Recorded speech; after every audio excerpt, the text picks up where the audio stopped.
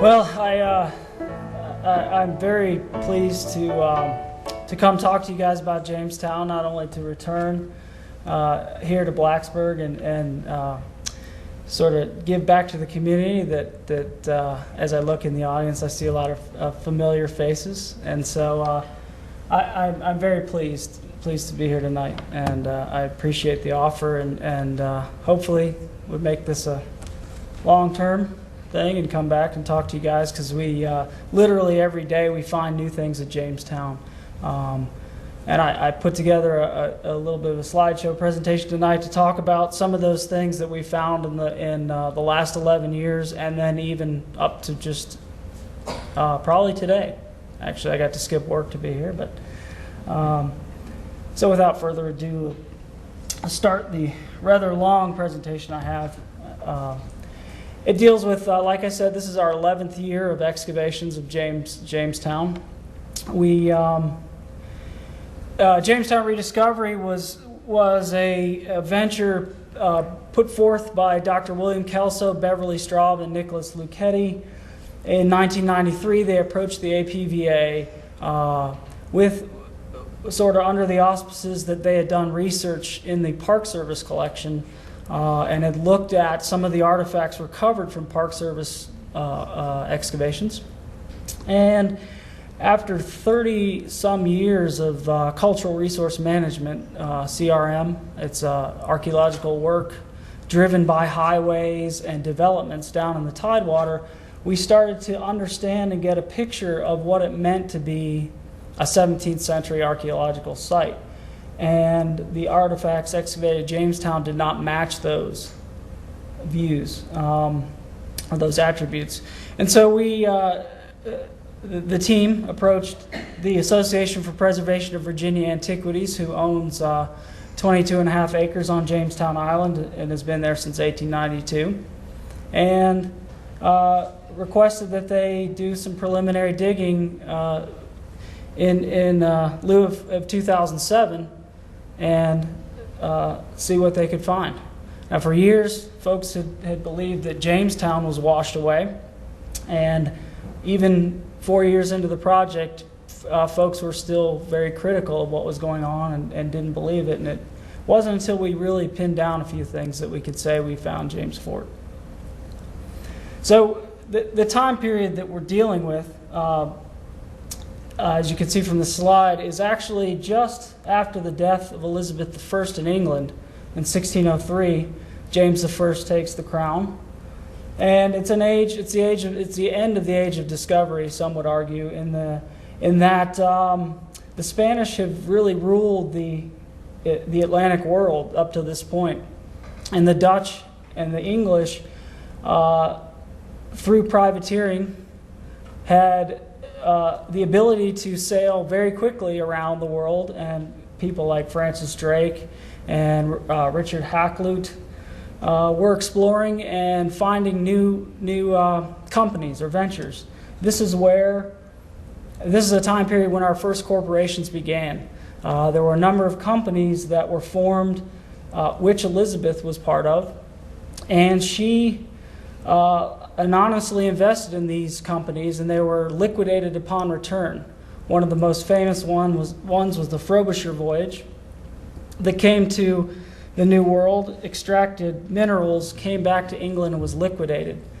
The model for companies was changing at this time, in that the Dutch were beginning to pull spices and ceramics like porcelain out of Asia, and that model was changing because they were making it a long-term venture and they were getting very rich. The Dutch were also taking over the remnants of the Hanseatic League in the Baltic states, and the company that was right before the Virginia Company, the folks who founded Jamestown, formed the Muscovy Company, and they were bringing lumber out of Sweden and Russia. And actually, Drake and Hakluyt said that it was easier to sail to the United States, what we know as the United States now, the middle sort of part of Virginia, North Carolina, South Carolina, everything was Virginia back then, was easier than to sail through Sweden to the Muscovy Company in what is now St. Petersburg. So a company was formed with the idea that it would go over and extract resources out of this new world. Terry mentioned there's a number of folks that visited this area, or the United States, what we know now as the United States, or Virginia, prior to the arrival of colonists, and they had very good information. We now know that. They knew how to deal with the native community. And they weren't, your history books, if they talked about Jamestown at all, probably talked about them looking for gold. And we're slowly finding out that that was one of the ideas that they were, or one of the resources they were looking at, but they were also looking at getting zinc, copper, lumber, and glass. There were a number of guilds in Europe at this time that had a monopoly on on items such as that, even pipe making. And so they had come over to sort of break those monopolies and make it turn a dollar. It was a company venture. So this is the way the fort may have looked in 1607. The drawing on the lower right-hand side there is from a Spanish spy map, the Zuniga map, or Zuniga. It is likely John Smith's map that was copied over a candle and traced. And it's the only actual image or map of the fort we have. For years, that description of the fort by Strachey, the historic documents describe the fort as 140 yards on the riverside and 100 yards on each land side, with bulwarks at each corner. Bulwarks are elevated gun platforms, and in the 17th century, those gun platforms would have served to protect the fort from the Spanish Armada and other privateering people that felt they could take the storehouse in the fort. And the two landward gun platforms would just destroy any ship coming around the corner at Jamestown Island. And the back triangular, the north bulwark, if you will, with the flag on it there, it would just serves as an overlapping fields of fire to keep people off the fence. The fort was constructed a year into the venture and also answered their problems of flow of goods. They had a number of Native American folks visiting, working in the fort, we now know, and it was basically an opportunity to control the flow of people and goods. There's basically three time periods that when we refer to Jamestown. The colonists arrived in 1607. James Fort is constructed. Then it turns into Jamestown in 1608. There's an extension on the fort. And then it's formerly known as James City, which essentially resides there until the capital's moved 100 years after Blacksburg's founded in 1698. Let's see. The layout of the town that we know from the Park Service archaeologists is essentially was a bustling port, similar to Amsterdam at the time. This is where all goods came into this region. There was other ports in Maryland and in South Carolina, and obviously in other locations. But English ports, this one was pretty much the ground zero. The flow of goods through here till 1699 basically revolved around tobacco, which Jamestown went through a number of boom and bust with the tobacco market, but they started growing tobacco in 1613, and essentially that's what drove this as a port city. So not only do we have the foundations of America at Jamestown, but we're very fortunate to have the first representative government too, as well. Excuse me. It was constructed in the 1660s and remained there through Bacon's Rebellion in the 1680s, and was moved by Francis Nicholson, the last governor, in 1699. The Capitol opened in downtown Williamsburg. This is a rendering that we had hoped to rebuild, and we're now rebuilding sort of a glass museum and leaving the foundations intact, which I'll talk a little bit more about later. And then after 1699, there's a consolidation of the property. The port town slowly fades away, and as this 19th century painting depicts, Jamestown just sort of fades away into history. Most of the land holdings are sort of congeal into one landowner by the mid-19th century. And that's this woman in the upper left-hand corner. Her name's Mary Jeffrey Galt. She's the founder of the APVA. There was quite a bit of press about Jamestown eroding into the river in the late 19th century and 1890s. And Mary Jeffrey Galt approached the landowner, was a single landowner of the island, and requested that he give her 25 acres, roughly 25. And as you can see, Mary Jeffrey Galt, you don't say no to her. She and a number of folks began excavations underneath the church, specifically to look for the ancient planters that were described in the historic documents. And it's pretty interesting. She is one of our earliest historical archaeologists, in fact. Thomas Jefferson is one of the earliest archaeologists in Virginia, and certainly in the New World, but I attribute her to be one of the earliest historical archaeologists because they were looking specifically for information about our past. There's a few factors of why Jamestown survived and why it's not washed away into the river. And we can also attribute that to Mary Jeffrey Galt as well and her staff, is that in 1901, actually prior to that, they began planning to put in this seawall. This is still out there. If you come visit Jamestown, folks love to walk along it. But what it essentially did was abate the erosion that was going on. It's wind-blown erosion at Jamestown. It's not a rise in sea level or anything like that. On any given day, you can come out there and there's a light wind and it's constantly slamming against that portion of the island. And in 1901, she worked with the Corps of Engineers. They completed the seawall by 1902 and effectively stopped all erosion around Jamestown, around the fort area, which is, as you'll see, good for us. The Park Service joined us in the 1930s, and a number of archaeologists followed with the Park Service, and the APVA was happy to have them along and dig. Colonel Samuel Young, who also excavated Green Springs, did quite a bit of work on the State House.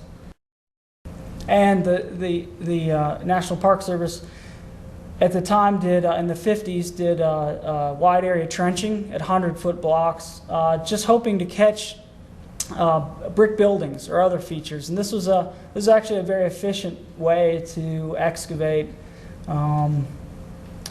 especially for the time. It proved out to be gleaned a lot of information about Newtown in a very short period of time.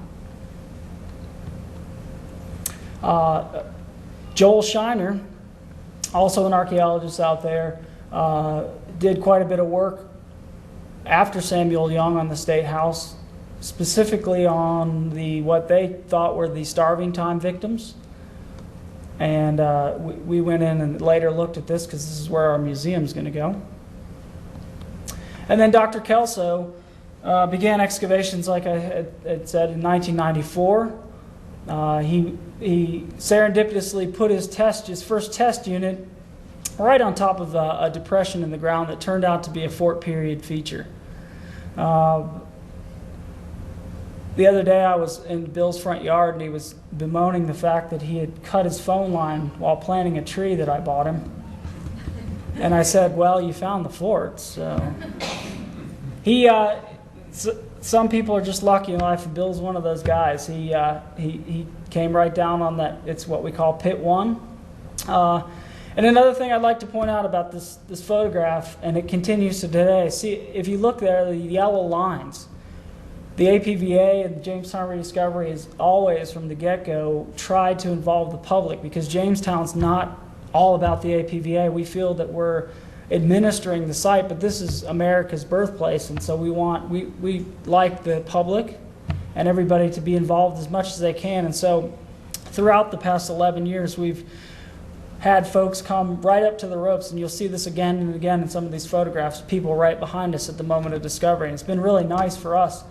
And it's kind of neat to be able to talk to people and share your enthusiasm for Jamestown and archaeology in general. Okay, right after Bill found Pit 1, just to the west of, excuse me, of that, he found some Palisade. Well, we found some Palisade. And you would think that immediately people would say, well, there's James Fort. Not so. Actually, in 1630s, there was an edict that said any historic site, or now historic, any settlement had to be palisaded or had a fence around it. And we do find that when we look at other sites. So we needed something else. But we did find this palisade with strong upright posts. We know from the historic record that the fort was built with strong posts and planks. And that's another theme that you'll hear me talk about tonight. We are historical archaeologists. We use the archaeological data, the evidence, the static evidence in the ground to speak or interpret the historic record. Historians actually use the historic record to they interpret the historic record. What that affords us is a very exciting journey into history. And we can take this, for example, where it was planks and strong posts, and we now find out that it's not planks in the ground with a post, it's posts and planks. And there's a number of instances like this, who specifically Beverly Straub, our curator, that's her job all day, we find things in the field, and she gets to find out the full story of what that artifact is. So we had our posts, and we had quite a line of them. But at this point, we started looking at the artifacts in the post hole. We started excavating them. And we were finding that the artifacts were dating to the 16th century, the 1580s. Now, that was another clue, and we thought, well, that's pretty decent information that we found James Fort. But it wasn't until we found this feature right here that the red arrows are pointing to. This is the bastion, or the bulwark, the gun platform for James Fort. The red arrow on the right is the dry moat, if you will. It's the sort of remnants of the Middle Ages of having a moat around your castle. And what it does is it keeps you off the fence. In other words, if you're 4 feet below the fence and there's a 12-foot fence in front of you, that's pretty hard to climb over or get into or chop on. Not to mention people poking you with pikes and shooting at you. So this would have looked something like that, which our artist at Jamestown, Jamie May, has recreated. And it's actually a very formidable and standard way of building a fort. Initially, historians had thought that the colonists were bowling in the streets or just playing around, and that they died because they didn't know what they were doing. Well, we're finding that both with the historic documents and the artifacts, that our soldiers, our gentlemen at Jamestown, were actually essentially colonial marines or mercenaries. They had been fighting in the lowlands against the Spanish and actually knew how to build forts very efficiently and knew how to fight the way that was of the times. We also found a number of artifacts associated with these features that specifically spoke to the time period. Again, they were 16th century artifacts, 16th century armor from the tower. But in the middle there, you see a gentleman excavating that jug. That was that mess that's next to the jug was a trial of glass. It was glass froth that was poured into the ditch at some time period. And we as archaeologists, that's what we're tasked to do, find the time period or the context for that artifact or that action of dumping that glass in there. Well, we called Jerry Johnson at the College of William and Mary, and he came out, and we didn't tell him anything. We just said, is there any way that you can give us some seasonality to the deposition, the way the dirt was put into the ditch? And he said, sure. Well, you do this, what we call a soil peel, and you paint the soil, and then you peel it off, and then you look at how many seasons the ditch was full. And the trial of glass was in 1608, and he said, well, in the fall, and he said, The dirt below this was put in 2 years, and the last was the fall of 1608. So there we've used the archaeology and historic documents to interpret and prove that we have found James Fort.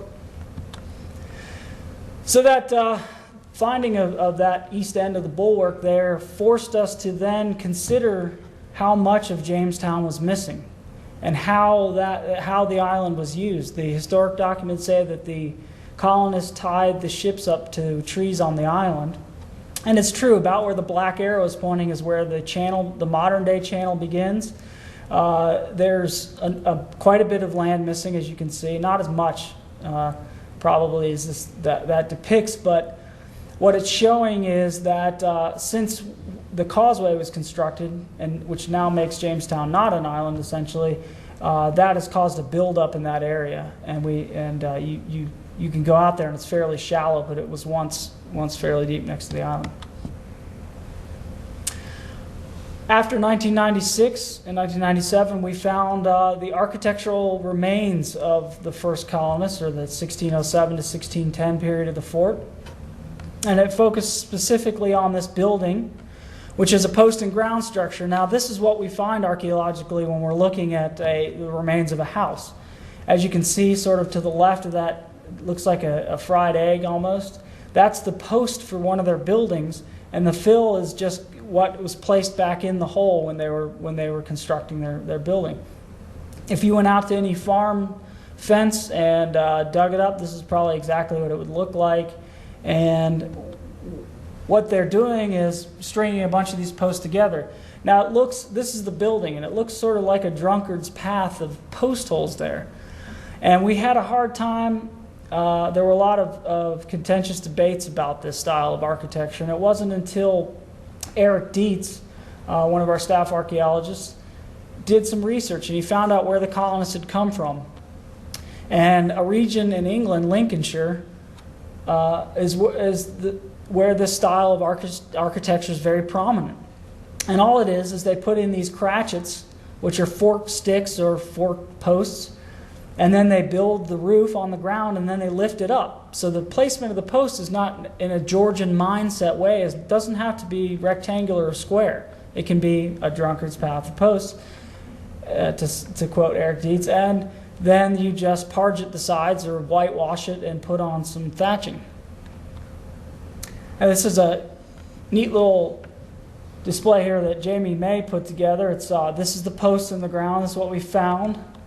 The posts go up in the construction of the chimney. The stud, this is called mud and stud architecture. They put studs in and fill it in with mud and pargeting, put on the roof, and then fill in with doors and windows and thatching. Now, for those of us on the staff who didn't believe Eric, he, of course, went over to England and found 15th and 16th century examples of which you can actually go stay in today. These are late 16th century, early 17th century examples in Thimbleby. And one of these is owned, I believe it's the one on the lower right-hand corner, is owned by the Vivat Trust, and you can go rent this cottage for a week and stay in it. And there, you can go inside, and they sort of self-explanatory. They are essentially pole barns, or the mud and stud cottage architecture that I just explained. Just a year after we found that building, we began to explore a portion of the Palisade that came out from the fort, which we now know is a 1608 extension they describe in historic records. That building also was a rather large mud and stud cottage. It had a 6-foot deep cellar. It was 72 feet long and 20 feet wide. And the red arrow is pointing to the Palisade, which was actually incorporated into the wall of the building. And I mention this is because this is the artifact set that came out of that one cellar. And this was the first time at Jamestown where we had a really quantitative look at what 17th century life was. We found not only just about every tool that the colonists were using, but we also found the food remains, and this was very important. We needed to build the idea before the starving time of what was going on at Jamestown. And we found a very wide range of wild animals, including poisonous snakes, quite a bit of animals from the river, sturgeon, animals that the Native American population were bringing them, and then strange things like seagulls, which, sounds weird, but we went back and did some historic research. It turns out in the 17th century, it's normal, seagulls, and a delicacy. And so that pit really gave us a really good look at what 17th century life and everyday life was. In 1999 and 2000, we took a break from the fort because there was planning going on to build a museum, and they wanted the APVA and the Park Service wanted a location. And initially, Dr. Kelso and a number of people thought it was very apropos that we rebuild the State House, which is sort of the foundation of our representative government, and that we use that as a museum. And that idea was kind of thrown out. I'm not quite sure why, but we began excavations back where Joel Shiner had excavated to look at those, what he termed the starving time or ancient planters. And this was, again, this is another first opportunity for us to look at the skeletal remains of the first population, of the first 25 years, essentially, of Jamestown. There are 3 ridges on Jamestown that are above, essentially, the floodplain. So the fort is on one of them, and this State House is on one of the others. And so it's very apropos that they put the State House there, and very normal for them to have put a cemetery there, because it wouldn't sort of impact the fort grounds after several hundred people arrived at Jamestown. This is an ongoing study, actually, but some of the things that we can glean from skeletal remains are diet, disease, numbers of folks and age of folks coming through there. And actually, in this picture, you can see we were again shocked to find that there were numerous graves in one shaft, and it turns out we went back to the documents of the time, and it was very normal to bury folks all in one, using the same shaft. So after we took our short little stint at the State House, we returned to James Fort right in front of the church to investigate more of the eastern wall. And we found another structure that was parallel to the wall, which is the red line.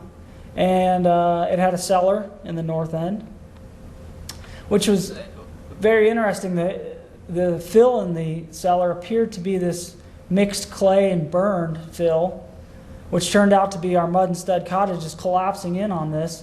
And it turns out there was a fire in James Fort in 1608 and again in 1609. And in the very bottom, in the upper right-hand corner, you can see there was actually an intact shot bag for a musketeer, and then a dagger. And this is actually the dagger before and after conservation. And I think it's very interesting that this is down in a hole. Jamestown is also a realignment of the ideas of warfare at the time. They're finding out there's not this very close interaction, especially with the native population and fighting. And we find a lot of armor thrown away down in wells, and weapons like this dagger, which would be used at very close range. You have this dagger in your right hand, if you're right-handed, and another broadsword in your left hand, and you parry with it. The circle on the well, it's not very clear, but that's meant to break your opponent's sword if you can catch it in the guard there. And that's not something that you would have done with a Native American who could probably pick you off at several hundred yards with an arrow. So that's another thing that we are finding out about Jamestown, is they're adapting to their environment very quickly in the first 3 or so years. Okay, in 2002, myself and the UVA field school, Dr. Kelso's a UVA graduate, or excuse me, not graduate, he's a UVA professor when he was at Monticello, but we have snuck some tech students into our field school. myself and our UVA students began excavating, looking for the west wall. And this again speaks to the historic documents and how archaeology sheds light upon them. Strachey described the fort as 140 yards by 100 yards. Well, as you can see by the shaded area how off we were, that's because we didn't know what he was talking about. Did he mean to the center of the bulwark, or did he mean just between the bulwarks was what he actually meant? And it turns out he's exactly on the money, but we just didn't know where. So foolishly, we skipped ahead, which never works in archaeology. My professor in college said, always go with what you know. If you know the Palisade's here, move on to the next square, the square next to it. Just like that game Battleship, when you get a hit, you just keep on plugging in that area. But we foolishly jumped ahead thinking that we had Jamestown. And it wasn't all in vain. We did find a 17th century well in 2002. This is that area, but no fort wall. The feature below that, the brick ring, is a portion of the Confederate fort. It's a powder magazine, which I'll talk a little bit more about later. And that well, in the first few feet, we found a breastplate thrown away. And this is the third one we had found on Jamestown Island. And the well was we thought at the time maybe we were off by a lot, or maybe the historic documents were wrong, and maybe this was the well they described in the center of the fort, which we have yet to find.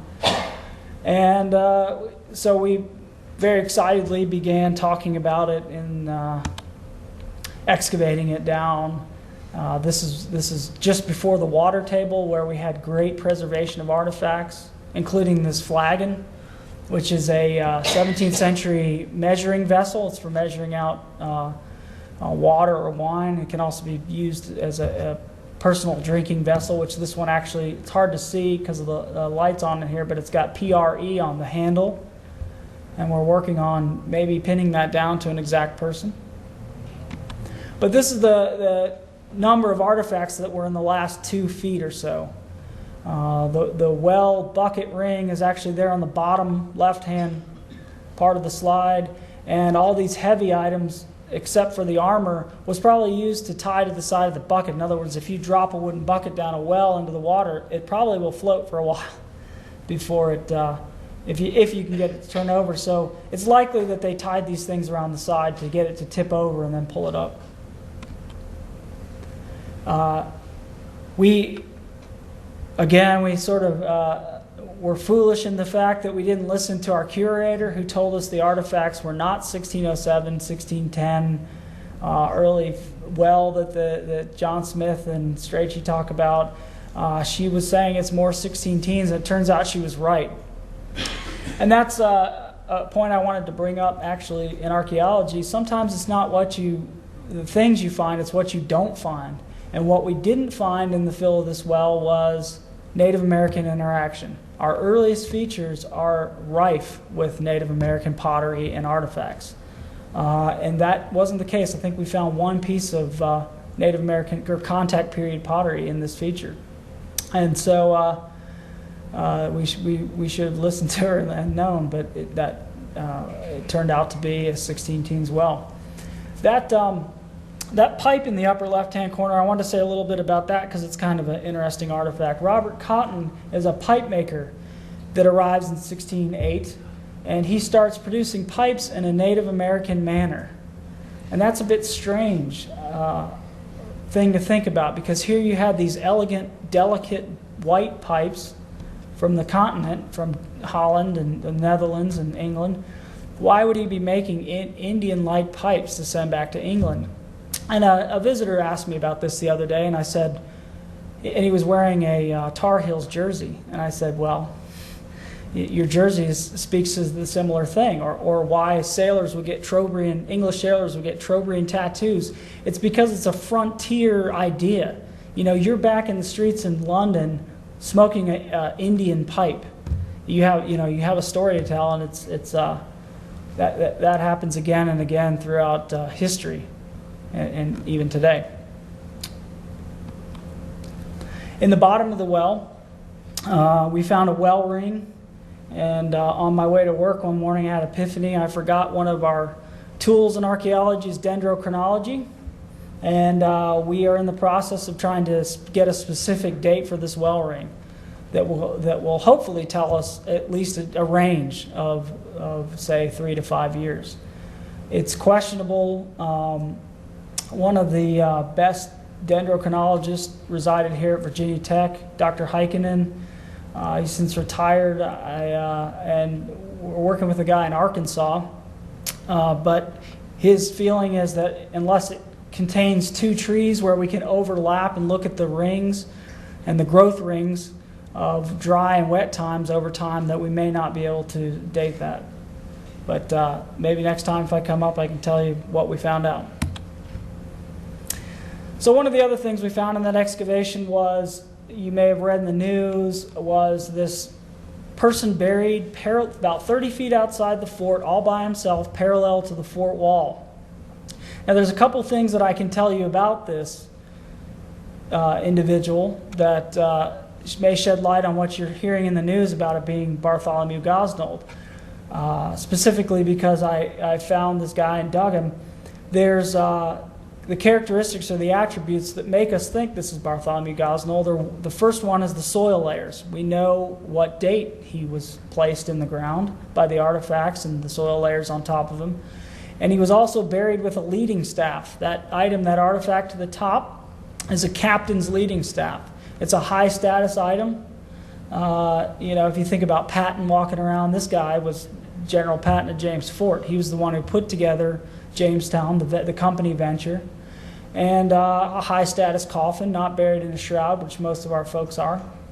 And then we call down Doug Owsley when we deal with osteological or skeletal remains.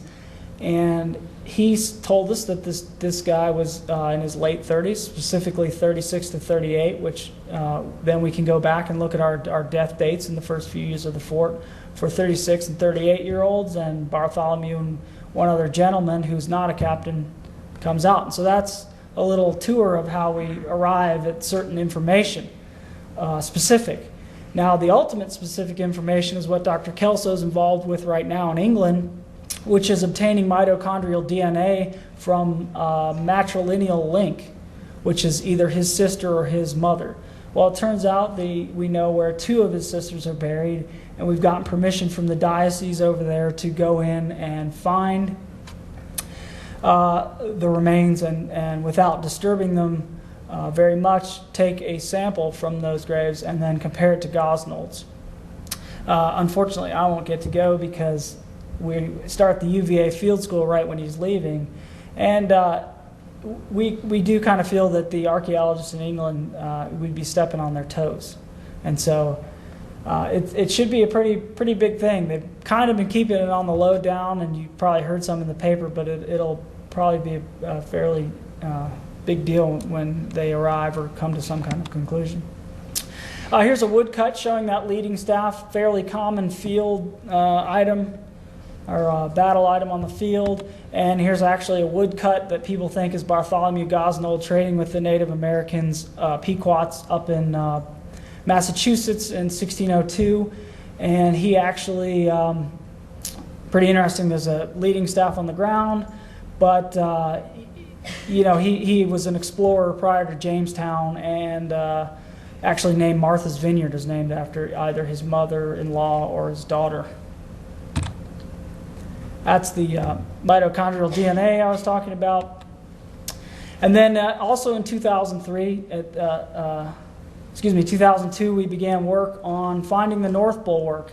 And we placed our unit actually right on top of, in 2003, that juncture where the bulwark begins, the east wall comes together, and then that third leg of it is the 16/8 extension I mentioned earlier in the presentation. We have yet to sort of even deal with this part, and I'll show you why in a second. This has the potential to be pretty exciting. The large amount of fill you see in the background is the Confederate fort constructed by the landowner and his slaves in 1861. and taken over in 1862 by the Union Cavalry. It lasted almost exactly a year. And it's another reason Jamestown is preserved, ironically, because they built right on top of it. Simultaneously in 2003, where the red arrow is pointing in the yellow circle, the red arrow is where I gave the Hail Mary call to dig 3 test units in a row looking for that west wall, and then I was going to give up. The Confederates had done a bit of damage inside the fort in the center by stripping the soil up, and we found absolutely nothing in those 3 test units. So remembering that Joel Shiner, who had excavated into the side of the earthwork, found intact colonial fill, I thought, well, maybe they just piled the dirt up on top of the soil instead. Why would you dig it out and then pile it back up on the same place? And so with that in mind, I started excavating with a colleague in the yellow circle in the field school. And lo and behold, in that almost that day that we started, we found this palisade right in the middle of the test unit. And that was in 2003. And since then, we've expanded our test units along that, what turned out to be the west wall, of course. And we jumped ahead a couple of units every 50 feet and made sure that it was the palisade. And here's a picture of excavation last year, showing that exposed cliff face. If you remember, the APVA preserved Jamestown by putting in a seawall. Well, prior to the construction of the seawall, there was a cliff face that went straight down into the water. And remembering that, I thought, well, let's just cut into the side of that cliff face, because we should get a free view of Jamestown coming out into that as if you were cutting into a piece of cake. And that turned out to be the case. You can see the dark stains are actually the posts for the fort, similar to the eastern side. And then this big dark shape, which was a bit perplexing at first. But it turned out to be the west bulwark of James Fort, the actual dry moat that would have gone around James Fort. And this is Steve Thomas from This Old House. The History Channel has him doing a show. And he came out and dug with us for a couple weeks.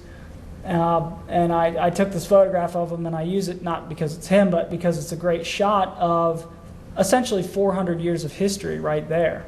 You've got the 1607 dry moat. You can see how steep it is right next to the palisade. In the background, the orange dirt going up out of the photograph is the Confederate fort, and on top of that is soil built up since 1892 when the APVA acquired the property. Now this dry moat gave us a great opportunity to look at the first 3 years of Jamestown in a sealed context without any disturbances. And the reason we knew that it was the first 3 years is right below his hand. You see all that debris? Again, we went to the historic records, and Lord Delaware arrives in 1610 and enacts martial law. And he has the fort cleaned up. And we find a number of these early features have that same debris. But not only that, a bunch of those stones you see in there are from Bermuda. And we have a shipwrecked bunch of folks arriving. And they bring with them ballast, which is Bermuda limestone. And then to add even further evidence below that, we had Robert Cotton pipes several inches down that disappear. He's gone by 1609. And so we had a really, really tight time period for this feature. And there was a lot of artifacts to tell us a story about what the colonists were doing.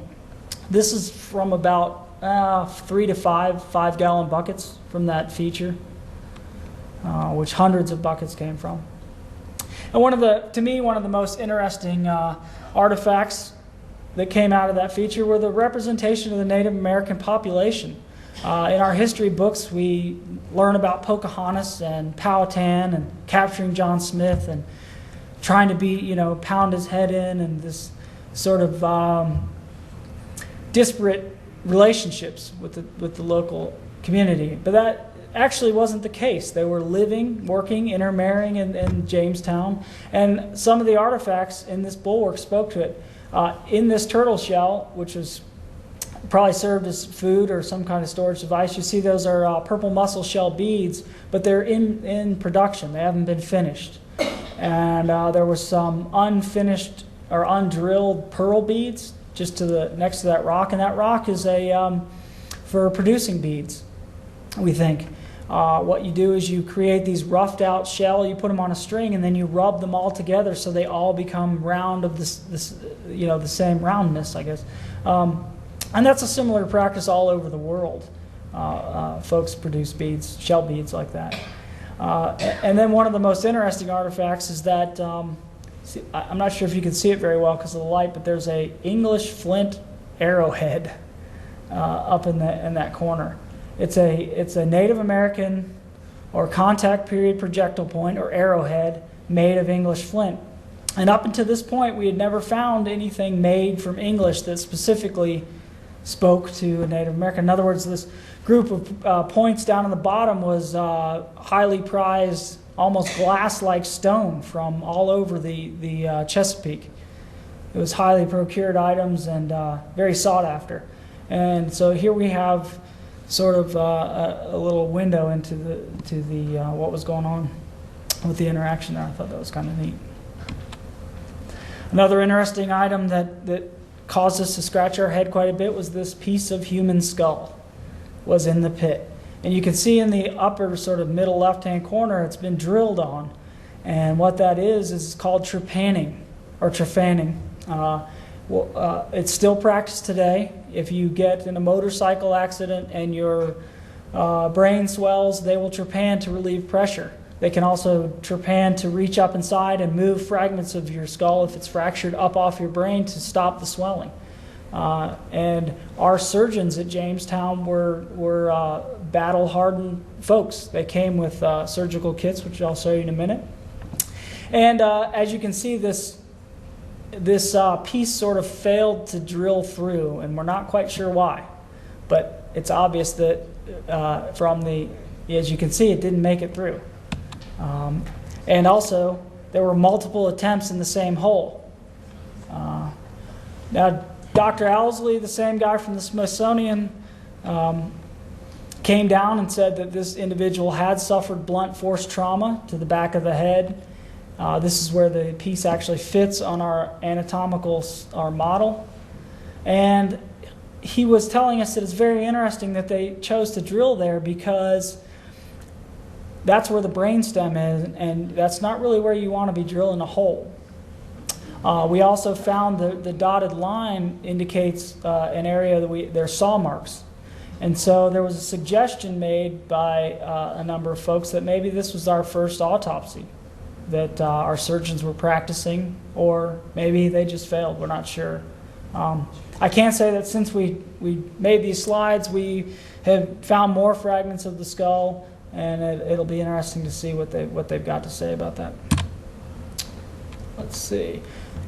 This is a John Woodall woodcut of the surgeon's kit that was sent to Jamestown. And there's 3 red arrows on there. I apologize, I should have circled the one, but we found these 3 artifacts that are specifically from that surgeon's kit that was sent. The one in the upper left-hand corner with the red arrow is a bullet extractor. It's to pull a bullet out of that's deeply embedded. The spatula mundani there is for, how do I put this, impaction, constipation problems. And then of course a trepan. This is actually the trepan. It fits the same size hole that we've got there. So once we'd found that wall and the bulwark, we began just following the wall out. Like I said, we were going with what we knew, and we immediately found this foundation. It's a cobblestone foundation, and it doesn't fit our mud and stud, our Drunkard's Path cottage architecture. This is more formal, and it as our Colonial Williamsburg colleagues say, this implies a rather large structure, at least 2 stories. And Ralph Hamer describes 1.5-story buildings in James Fort, and we have yet to sort of fully investigate this building. We thought it was one large one, actually. until just recently we found out it was 2. It was about 80 feet long. Each building is about 80 feet long and about 20 feet wide. There's hearths at regular intervals, or creating bays in the building. In other words, living spaces for people, soldiers, the governor, whatnot. The white line is the fort wall. And actually, I should point out, this is a great shot while you're looking at it. See that cellar that cuts the house? I'll talk a little bit about that in a minute, but this is a good opportunity to put you in a context of something that I probably don't have a better picture of in a minute. The hearths are pretty interesting. They've got Bermuda limestone, which again puts us in the 1610 period, but they're also cutting features below them. And until we dug those, we didn't know what they were. We thought they might be cellars. But they're made of, like, again, Bermuda limestone, cobbles from the river, and they're just sort of cobbled together and dry laying. The hearths, especially in some of the other parts of the building, are just dry laying with mud. There's no mortar, and that's a great shot of the cobblestone foundation. And they have floor joists laid straight onto the ground, suggesting some sort of formality to the rooms. This is a shot of a woodcut of a building, which we think it's contemporaneous in England, and we think it's probably very similar to what we are looking at in Jamestown. This is an almshouse, and it's a story and a half with a corn loft, and it's probably exactly what the houses of the cobblestone foundation look like. Okay, this is that cellar prior to excavation. And it's pretty hard to see, but that green rectangle up there cutting that pink building, the pink building is the one I just showed you, or the 2 buildings. This was a cellar that we actually found a bottle cache, and it's strange what the public and the press sort of pick up on and really run with, but they love these bottles. I don't know what it was. We found Gosnell and all the stuff. The Virginia wine people were out there taking pictures of themselves.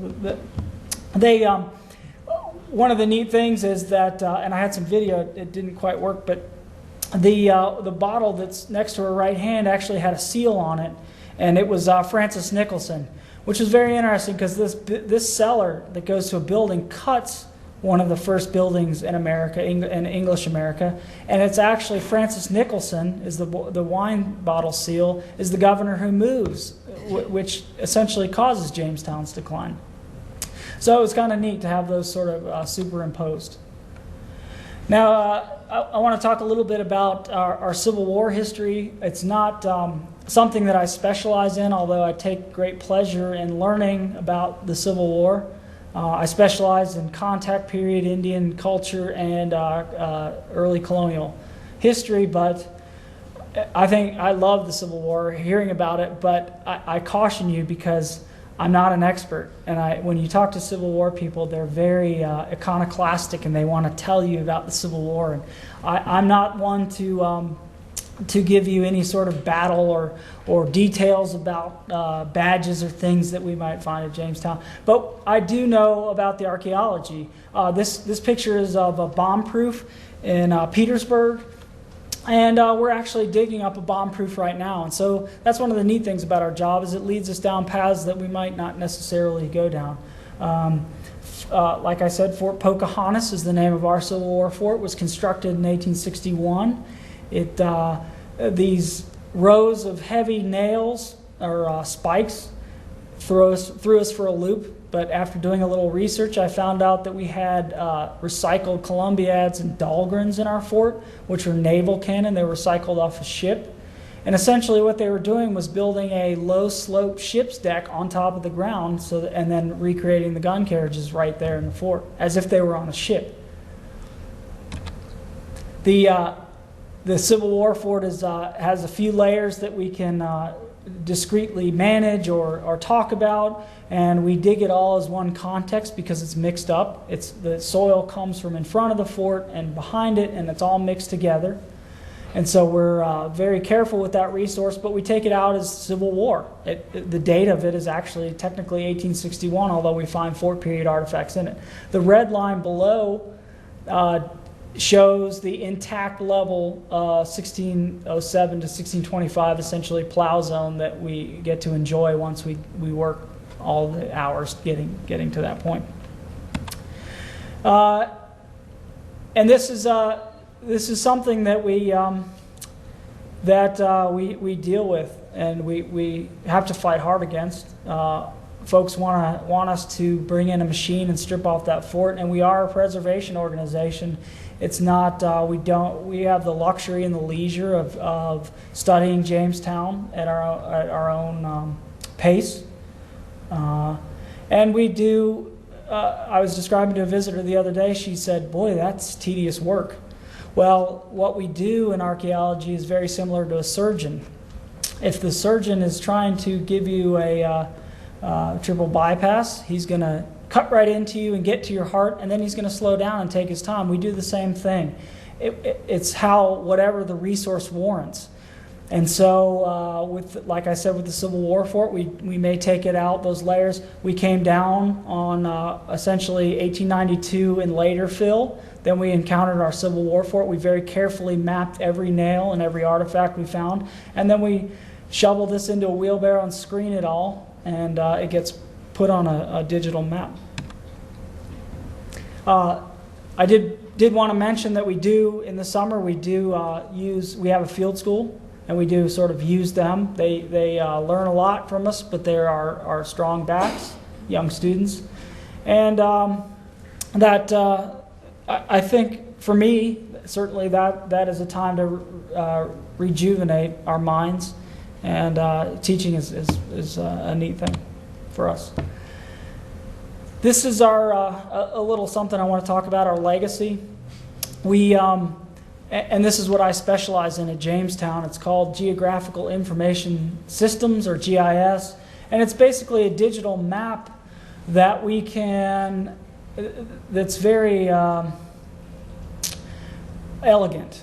We can do very discrete searches on particular artifacts, or large, broad thematic searches. In other words, if you came to me and said, "Dave, I want to know all the armor that came from Jamestown," or "I want to know all the chainmail," I can show you exactly what layer, the elevation, and everything that those features came out of.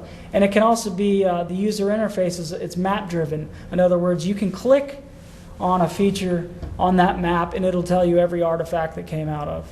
Or you can approach it in a sort of a thematic. But not only that, we've got all the images and movies and notes scanned in there so that you don't have to get up and go. It's essentially a digital library. And I can tell you, after 11 years, it's huge.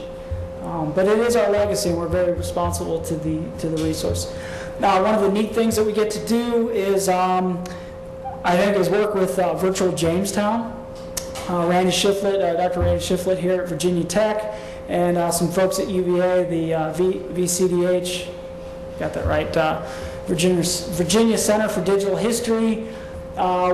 We work in conjunction with them to build what Dr. Kelso terms the definitive image. And that's, after we're done excavating, we can say certain things from the historic record and the archaeology about the architecture that's no longer there. It's not extant, it's gone.